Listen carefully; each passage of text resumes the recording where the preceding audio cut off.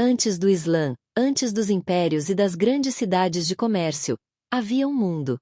Um mundo de dunas infinitas, de céus implacáveis e de noites repletas de estrelas. Nesse vasto vazio, os povos da Arábia Antiga não viam um deserto vazio, mas um mundo povoado por deuses, demônios e espíritos. Esta é a história esquecida, o pano de fundo épico de uma era. A mitologia árabe pré-islâmica. Para entender essa mitologia, precisamos entender o seu cenário. A vida na Arábia pré-islâmica era dominada pelo tribalismo, pelo comércio de especiarias e pela luta pela sobrevivência em um ambiente hostil. A religião era, em grande parte, politeísta e animista, com cada tribo, poço e montanha tendo suas próprias divindades protetoras. Os centros religiosos, como a Caaba em Meca, não eram dedicados a um único deus, mas abrigavam centenas de ídolos representando deuses e deusas de várias tribos. Era uma fé prática, onde se pedia por chuva, proteção em viagens e vitória em batalhas. O panteão árabe era vasto, mas 3 deusas em particular formavam um trio poderosíssimo: as filhas de Alá, o Deus Criador Supremo, já reconhecido antes do Islã, mas não o centro do culto. Ault, conhecida como a deusa. Seu nome é simplesmente a versão feminina de Alá. Era uma deusa mãe e da terra, associada à fertilidade e à prosperidade. Adorada em Taif, era frequentemente representada por um bloco de granito branco. 2 Uzá, a poderosa. Esta era a deusa do poder, da beleza e da guerra. Sua influência era tremenda, e ela era padroeira de algumas das tribos mais poderosas. Seu santuário em Meca era um local de grande peregrinação. 3 Manat, o destino. A mais antiga e sombria das 3. Manat era a deusa do destino, da morte e do tempo. Ela cortava o fio da vida, e seu santuário era um local para pedir vingança ou aceitar o que o destino havia traçado. Além delas, havia o Baal, o deus lunar e principal ídolo da Caaba. Dushar, o deus misterioso dos montes e florestas. E Quão, o deus da guerra e da noite. Mas a mitologia não era feita apenas de deuses.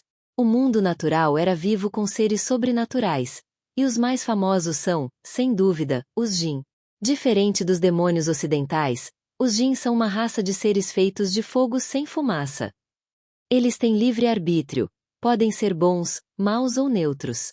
Eles vivem em lugares abandonados, no deserto e podem interferir na vida humana. Entre os Jins malignos, se destacam as Ghl, a nossa Gol.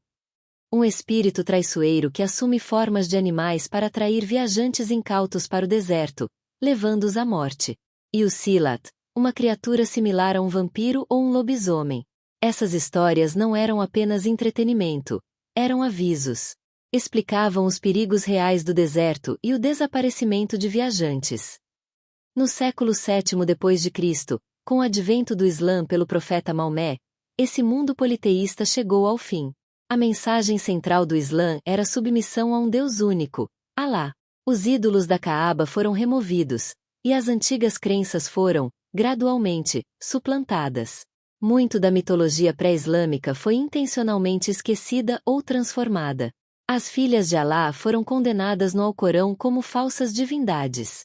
Os Jins, no entanto, foram incorporados à teologia islâmica. Então, por que isso importa? Porque esse universo mitológico é a raiz cultural profunda do mundo árabe. Ele ecoa na literatura, como nas Mil e Uma Noites, onde os Jins são personagens centrais. A palavra Ghl entrou para o vocabulário mundial. E entender essa camada da história nos ajuda a compreender a complexa e rica tapeçaria da cultura árabe, mostrando que há sempre mais de uma história sob a areia do tempo. O deserto guarda seus segredos. As antigas divindades do sol, da lua e do destino podem não ser mais adoradas, mas suas histórias, seus nomes e seu poder sobre a imaginação humana permanecem, sussurrados pelo vento que ainda varre as dunas. E aí, de qual mitologia você gostaria que fosse o próximo vídeo? Deixe nos comentários. Não se esqueça de se inscrever e tocar no sininho para não perder nossa próxima jornada. Até lá!